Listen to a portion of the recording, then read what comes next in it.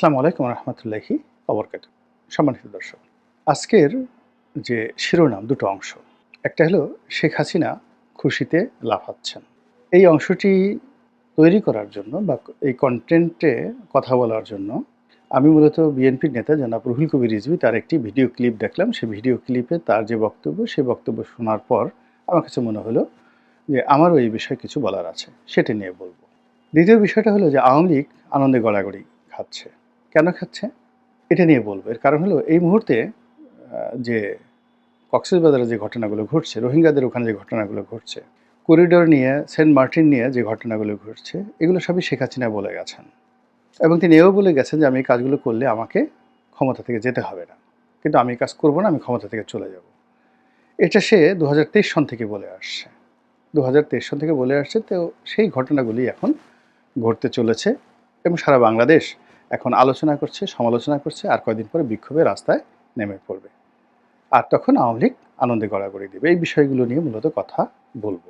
অনেকে ভিডিওর দীর্ঘতা নিয়ে বা আমার ভিডিও লম্বা হয়ে যায়, সংক্ষিপ্ত করার কথা বলেন। আমি এই বিষয়গুলো নিয়েই কথা বলবো। আপনার যদি ভালো লাগে কন্টিনিউ উইথ মি, আর যদি ভালো না লাগে আসসালামু আলাইকুম। এর কারণ হলো যে সবারই কথা বলার কতগুলো রং ঢং আছে। আমি যে কথাগুলো বলি এখানে নিজের ব্যক্তিগত অভিজ্ঞতা বলি, গল্প বলি, ইতিহাস বলি, সাহিত্য বলি, এটাকে একটা নাটকের মতো করে, গীতিনাট্যের মতো করে আপনাদের জন্য উপস্থাপন করার চেষ্টা করি, যেন আপনাদের মধ্যে যাদের জানতে ইচ্ছা করে, শুনতে ইচ্ছা করে, তারা যেন এখান থেকে তথ্য পান, উপাত্ত পান এবং চিন্তার খোরাক পান। তো এজন্য আসলে যদি পত্রিকার খবর বলতে যাই বা সাধারণ কোনো ঘটনা বলতে যাই, আসলে ২ মিনিটের বেশি বা ১ মিনিটের বেশি লাগে না। আমি তো প্রথমেই বললাম যে আমি শিরোনামের এই বিষয়গুলো নিয়ে বলতে চাই। এখন এটার পক্ষে বিপক্ষে বলতে গেলে একটু সময় লাগবে এবং সেই সময়টা নিয়েই আমি কথা বলছি। প্রথমে বলি শেখ হাসিনার আনন্দে গড়াগড়ি। তো এই ব্যাপারে রুহুল কবির রিজভী সাহেব মূলত একটা বক্তব্য দিয়েছেন, শর্ট ক্লিপ। উনি আরও অনেক কথা বলেছেন। তার মধ্যে সংক্ষেপে যে কথা বলার চেষ্টা করেছেন, সেখানে তিনি বর্তমান ছাত্র এবং সমন্বয়ক তাদেরকে সমালোচনা করেছেন। যে এদের বিরুদ্ধে যে দুর্নীতির অভিযোগ এসেছে, এরা যেভাবে সচিবালয়ে যাচ্ছে, যেভাবে ডিসি নিয়োগ থেকে শুরু করে বদলি, বাণিজ্য, তদবির, টেন্ডার বাণিজ্য থেকে শুরু করে নানা রকম ঘুষ, দুর্নীতি, অনিয়ম, দখলবাজি এবং আমাদের এই ব্যবসায়ীদের, দুর্নীতিবাজ ব্যবসায়ীদের হাতিয়ার রূপে তারা ইতিমধ্যে যে সকল অপকর্ম করেছে এবং যে সকল ছবি আসছে এবং তারা যেভাবে ধড়িবাজ ব্যবসায়ীদের খপ্পরে পড়ে গেছেন, এই বিষয়গুলো নিয়ে রুহুল কবির রিজভী সাহেব সমালোচনা করছেন যে এরকম যদি হয় তাহলে বিপ্লব হলো কেন। আর এই যে ছাত্ররা যে কাজকর্মগুলো করছে এর সাথে পাল্লা দিয়ে তো অন্যরাও করবে। এর কারণ হলো মন্দ কাজ এটা জ্যামিতিক হারে বাড়তে থাকে। আপনি যদি নামাজ কালাম পড়েন, ওটা দেখে যত মানুষ উদ্বুদ্ধ হবে, কিন্তু সেটা না করে যদি আপনি ধ্যাতাং ধ্যাতাং করে নাচতে থাকেন, ঢোল বাজাতে থাকেন, তারপরে আপনি একটু বাবরি চুল দুলিয়ে দুলিয়ে গান গাইতে থাকেন, একেবারে মানুষজন ওখানে দাঁড়িয়ে যাবে, শত শত মানুষ দাঁড়িয়ে যাবে। এমনকি পাগল রাস্তা যে বদ্ধ উন্মাদ, সে পাগলামি বন্ধ করে আপনার লম্পন জম্প গান যা কিছু আছে সব কিছু দেখবেন। এই গেল এক। আর যদি আরও কিছু দুধর্ষ কিছু কাজ করেন, যেমন আপনি সাপ খেলা দেখাতে চান, এখন ঢাকাতে অনেক আধুনিক, আপনি গুলিস্তান মোড়ে একটা গোকরা সাপ ছেড়ে দেন, ৪-৫টা গোকরা সাপ ছেড়ে দেন, তারপর বিন বাজাতে থাকেন, দেখবেন সমস্ত যাকে বলে গাড়ি ঘোড়া বন্ধ হয়ে গেছে, কেউ আপনাকে উঠাতে পারবে না, হাজার হাজার মানুষ সাপের নাচ দেখবে সেখানে। তো এইভাবে আসলে মানুষ সবসময়ই উত্তেজনাকর কাজ, দুধর্ষ কাজ, মন্দ কাজ, এগুলো বেশি পছন্দ করে এবং এইগুলো তারা ঘৃণা করে ততক্ষণ পর্যন্ত যখন নিজের ঘাড়ে আসে। তো সেই দিক থেকে এই যে চাঁদাবাজি যারা শুরু করেছে এই সময়টাতে, কারা শুরু করেছে? তাদেরকে দেখে দেখে আরও অনেকে শুরু করেছে। আর এখন বিএনপির জন্য রীতিমতো বিস্ফোরক হয়ে গেছে। তো তিনি হয়তো তার নিজের দলের লোকদেরকে এভাবে বলতে পারেননি বা বলেননি। তিনি তার ক্ষোভটা ঝেড়েছেন সমন্বয়কদের উপর, যারা ছাত্র জনতা নামে এখন মন্দ কাজের ভাগীদার হয়ে পড়েছে। তো তিনি সে কথা বলতে গিয়ে বলেছেন যে শেখ হাসিনা এই ঘটনাগুলো যখন শুনছেন, তিনি তো আনন্দে লাফাচ্ছেন, ডিগবাজি দিচ্ছেন, তিড়িং বিড়িং করে লাফাচ্ছেন। এর কারণ হলো যে এই কাজগুলো তো ছাত্রলীগ করেনি। ছাত্রলীগ ক্যাম্পাসে মাস্তানি করেছে, নীলক্ষেতে চাঁদাবাজি করেছে, তারপরে অন্য অন্য এলাকাতে চাঁদাবাজি করেছে, ফুটপাতে চাঁদাবাজি করেছে, কিন্তু সচিবালয়ে ছাত্রলীগ ঢুকে মাস্তানি করেছে, এই ঘটনা তো আমরা শুনিনি কখনো। ছাত্রলীগের প্রেসিডেন্ট, সেক্রেটারি, বাংলাদেশের যেখানে সবচেয়ে বড় সংগঠন, ২০ লাখ থেকে ৩০ লাখ ছাত্রের একটা সংগঠন, সেখানে ছাত্রলীগের সভাপতি মানে বিশাল ব্যাপার। তো তাকে তো তখন কোনো গ্রুপ অফ কোম্পানি সেটা গাড়ি দেয়নি উপহার, কিংবা সাদ্দামের বিকাশে কেউ তো, বা রব্বানির বিকাশে কেউ 50,000 টাকা দিয়েছে, এরকম ঘটনা তো আমরা শুনিনি কখনো।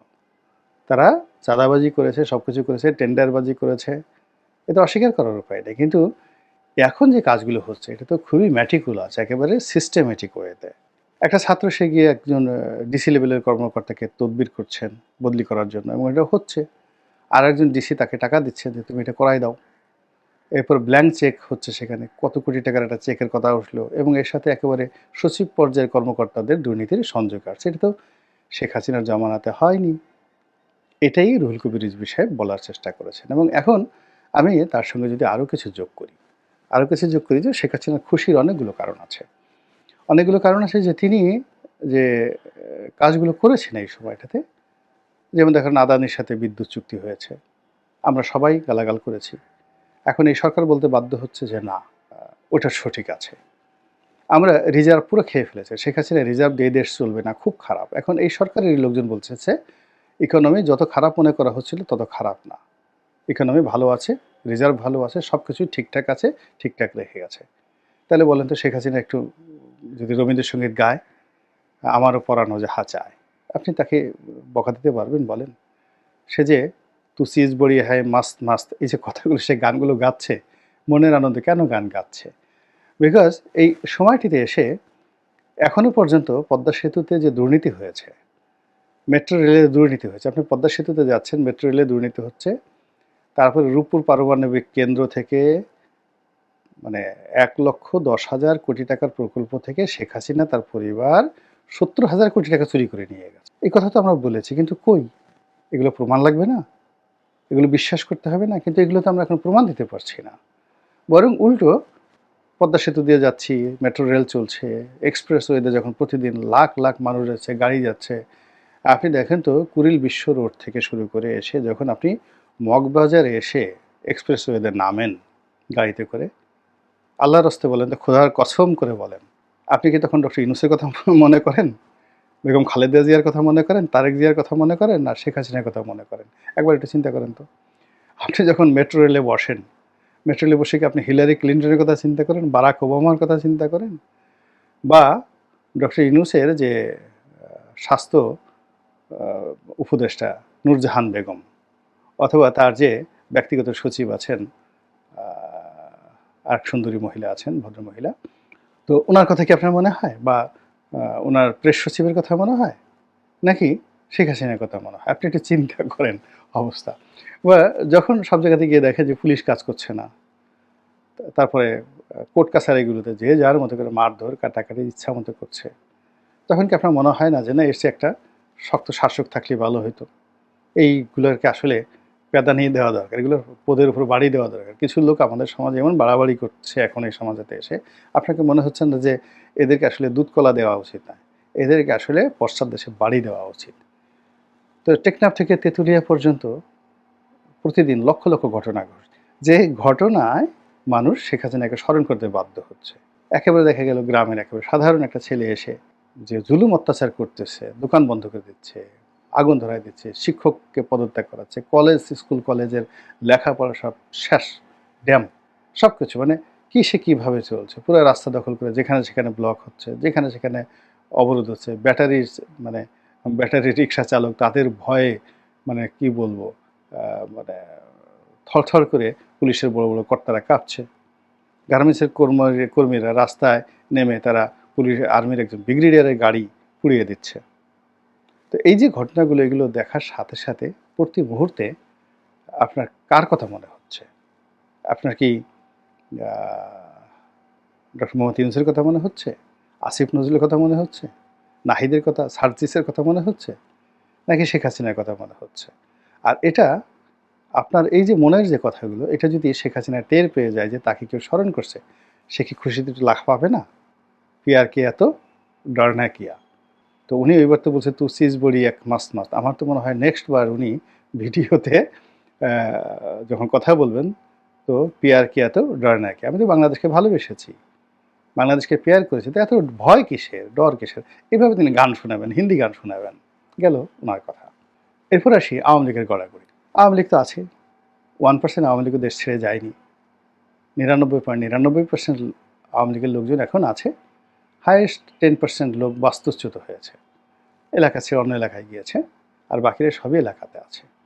তারা বসে বসে তামাশা দেখছে, মুচকি মুচকি হাসছে এবং তুলনা করছে যে না আমাদের যুগে তো এই জিনিসগুলো হতো বা হতো না। তারা নিজেরা চিন্তা করছে। প্রথমে তারা খুব ভয়ে ছিল, আতঙ্কে ছিল, এখন তারা দেখতেছে যে মাই গড, লোকজনের যে কথাবার্তা, গালাগালি বা লোকজনের মধ্যে যে অস্থিরতা কিংবা লোকজনের মধ্যে যে বিশৃঙ্খলতা বা নতুন চাঁদাবাজ, নতুন জাহেল, নতুন জালেম, নয়া ছাত্রলীগ, নয়া যুবলীগ, এদের কথাই বললাম, নয়া জয় বাংলা, নয়া কাঁঠাল রানী, মানে পিনাকি শেখ হাসিনাকে কাঁঠাল রানী বলে গালাগালি দিয়েছে। এখন এই সময়টাতের মধ্যে কত যে নতুন কাঁঠাল রানী তৈরি হয়েছে, যে কাঁঠাল রানীরা মদ খায় প্রকাশ্যে, যে কাঁঠাল রানীরা মদের সাথে সিগারেটও খায়, সিগারেট খাওয়ার পরে তারা সেখানে যৌনকর্ম করে। তো যৌনকর্ম করে এবং সেইগুলোর শত শত ভিডিও ফুটেজ ইন্টারনেটে ছড়িয়ে পড়েছে। এখন যখন এই সকল অল্প বয়সী কাঁঠাল রানীদেরকে দেখার পরে তখন ওই যে পিনাকি যে তাকে কাঁঠাল রানী বলেছেন, শেখ হাসিনাকে কাঁঠাল রানী বলেছেন, এখন সেই শেখ হাসিনার সেই কাঁঠাল রানী আর এই যে নতুন বিপ্লবের পরে যে শত শত কাঁঠাল রানীর অভ্যুদয় হয়েছে, যারা একসময় স্টেট বেগার ছিল, ভিক্ষুক ছিল, তারা এখন পৃথিবীর সবচেয়ে দামি মদের বোতল নিয়ে একটা পুরো বোতল ডকডক করে গিলে খাচ্ছে, 5 স্টার হোটেলে গিয়ে সেই টাইট প্যান্ট পরে 2 পা ফাঁক করে দিচ্ছে, অনেকের উদ্ভট উলঙ্গ ছবি এবং অনেকের সেই যৌন সঙ্গমের ছবি পর্যন্ত কার কার সাথে করছে সেগুলো পর্যন্ত চলে আসছে। ড্যাম কেয়ার, তারাও কিছু মনে করছে না। তারপরে যারা দেখছে তারাও কিছু মনে করছে না, যারা করছে তারাও কিছু মনে করছে না। কিন্তু আওয়ামী লীগ বলছে না রে, আমাদের জমানাতে এই সমস্ত ঘটনা ঘটেনি। ওই যে গুলশানে দেখলাম 18-19 বছরের একটা মেয়ে মদ্যপ অবস্থায় সে রাস্তায় দাঁড়িয়ে দাঁড়িয়ে যে অশ্লীল অশ্রাব্য ভাষায় গালাগাল করছে এবং নিজের যৌনতা, নিজের যে ক্রেজিনেস, সেক্সুয়াল পারভার্সন, এটা নিয়ে রাস্তার ছেলেদেরকে যেভাবে গালাগাল করছে, এই দৃশ্য কিন্তু আওয়ামী লীগ জমানাতে ছিল না, একটা সিঙ্গেল ছিল না। অসভ্যতা, অভব্যতা যা কিছু ছিল সবই ব্যক্তিগত পর্যায়ে ছিল। তো এগুলো দেখে তো আওয়ামী লীগের লোকজন তারা আনন্দ করবে, সঙ্গত কারণ আনন্দ করবে যে একটা অসাধারণ সময় আমরা পার করছি। এরপরে শেখ হাসিনার যে বক্তব্যটি যে আমি এই মরে গেল আমি বঙ্গবন্ধুর কন্যা দেশ বিক্রি করব না, তো দেশ বিক্রি করব না, আমি ভারতের সাথে যা কিছু করেছি বাংলাদেশের স্বার্থে করেছি। এখন এগুলো তো একটা একটা করে প্রকাশিত হচ্ছে। ভারতের সাথে যে চুক্তি, ট্রানজিট চুক্তি, ভারত আমাদের কাছ থেকে কয় টাকার ট্রানজিট পাইতো এখন বের করেন বলেন। কিন্তু ভারত ট্রানজিট বন্ধ করে দিয়েছে 2000 কোটি টাকা লস। তো আপনি যদি দেখাতে পারতেন যে ভারতে 2000 কোটি টাকা লস গেছে আর আমরা ভারতের ট্রানজিট বন্ধ করে দিয়েছি, আমরা ভারতে 4000 কোটি টাকা লস করতে পেরেছি, তাহলে আপনি শেখ হাসিনাকে দায়ী করতে পারেন। তো এই জিনিসগুলো সামনে আসছে, প্রচণ্ডভাবে সামনে আসছে। এখন চীন দেশে আপনি চিকিৎসার জন্য হাসপাতাল নিয়োগ করে আসছেন, কিন্তু কয়জন লোক চীনে গেছে? আপনি পাকিস্তানের লোক পাঠাবেন, ইরানের লোক পাঠাবেন, সরাসরি প্লেন পাঠাবেন সেখান থেকে। এই যে ভাইবগুলো, গল্পগুলো, সেই গল্পগুলো এখন সব ভুয়া ভুয়া, চারিদিকে শুধু ভুয়া ভুয়া শব্দ উঠছে। এই যে ভুয়া শব্দগুলো উঠছে, এগুলো দেখে আওয়ামী লীগের লোকজন কি আনন্দ হচ্ছে আপনি চিন্তা করেন তো। ভীষণ রকম আনন্দ হচ্ছে যে এই মানুষগুলো দুদিন আগে সরকারের প্রশংসায় পঞ্চমুখ ছিল, যে মানুষগুলো এই ছাত্র জনতার জন্য যাকে বলা হয়, যাকে বলে তাদের হৃদয় মন সব কিছু খুলে দিত, এখন তারা তাদের অনেকের প্রতি এতটা রাগ যে পারলে 32টা দাঁত খুলে দেবে থাপড়াইয়া। এরপরে অনেক পণ্ডিত ব্যক্তি, অনেক পণ্ডিত ব্যক্তি যেমন ফরহাদ মাজাহের, তারপরে আপনার ধরুন আসিফ নজরুল, এখন এই সমস্ত মানুষের যে একটা ভাইব ছিল সারা বাংলাদেশে জুলাই আগস্টের আগে পরে, এখন কোন অবস্থাতে আছে আপনি গিয়ে দেখেন তো, তাদের প্রাইভেট সেফটি অ্যান্ড সিকিউরিটি কি আগের মতো আছে? তো সব মিলিয়ে এই যে একটা অবস্থা তৈরি হয়েছে, সেই অবস্থার কারণে দাঁত বের করে কিলবিল করে আওয়ামী লীগের লোকজন হাসার সুযোগ পেয়েছে। আর আরও অনেক মানুষের মতো আমরা যারা এই সামাজিক মাধ্যম ব্যবহার করে গণমাধ্যমে লিখে জনমত তৈরি করেছিলাম শেখ হাসিনার বিরুদ্ধে, আর এদেরকে আমরা আবাবিল পাখি হিসেবে গ্রহণ করেছিলাম, বুঝতে পারছি না আমাদের অবস্থা কতটা নাজুক অবস্থায় পৌঁছে গেছে। আল্লাহ আমাদের সবাইকে হেদায়েত দান করুন এবং হেফাজত করুন। আসসালামু আলাইকুম ওয়া রাহমাতুল্লাহি ওয়া বারাকাতুহু।